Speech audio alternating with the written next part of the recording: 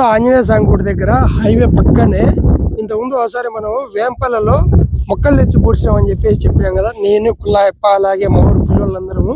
So మేము నాటిన మొక్కలు ఇప్పుడు మామిడి చెట్లు కూడా దీంట్లో ఒక 5-6 రకాలు నాటినాము. సో ఒక మామిడి చెట్టు చూడండి ఎంత పూత పట్టిందో. సో నాటినప్పటి నుంచి ఇంతవరకు మనం డ్రిప్ పెట్టి దీనికి 2 రోజులకు ఒకసారి 3 రోజులకు ఒకసారి నేనుంటే నేను లేదా కుల్లాయప్ప అంటే కుల్లాయప్ప నీళ్లు చూసుకున్నట్టు. అట్లే మా మామ వాళ్ళు ఇక్కడ గుడి దగ్గర ఉండేవాళ్ళు ఫోన్ చేసి చూసుకున్నట్టు. సో కాబట్టి చెట్లు బాగా బతికినాయి. ఇందులో మామిడి చెట్లు అలాగే రాగి చెట్లు ఏంటంటే కుల్లాయప్ప నేరేడు చెట్లు, ఇంకా వచ్చేసి చింత చెట్లు, జామ చెట్లు, సపోటా చెట్లు, ఇంకా చాలా ఉన్నాయి చెట్లు. అవన్నీ ప్రతి ఒక్క 2 రోజులకు వచ్చి మేము నీళ్లు పట్టడము, ఇక్కడ లాటర్ వేసాం కదా, గేట్ వాళ్ళు తిప్పడము, నీళ్ళు ప్రతి ఒక్క చెట్టుకు పడుతున్నాయా లేదా అని చూసి మళ్ళీ కొంచెం ఎరువు కూడా తీసుకొచ్చి ఎరువు అంటాం పేడ, ఎరువు కూడా వేసినాము. ప్రతి ఒక్క చెట్టుకు కొంచెం కొంచెం ఎరువు తీసుకొచ్చి వేసాం. సో చాలా బాగా బతికే చెట్లు కూడా. సో అప్పుడే మామిడి చెట్టు పూత కూడా వస్తుంది.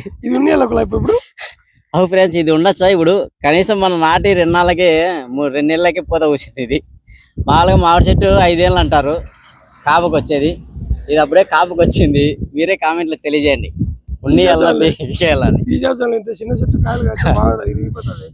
చెట్టు నీరు ఇది కాపు పీకేయాల పూత కాబట్టి బాగున్నాయి. నాకు తెలిసి 10 సంవత్సరాలకు బాగా పెద్ద పెద్దగా బాగా మంచి నీరు ఇస్తాయని కోరుకుంటాం. Okay thank you.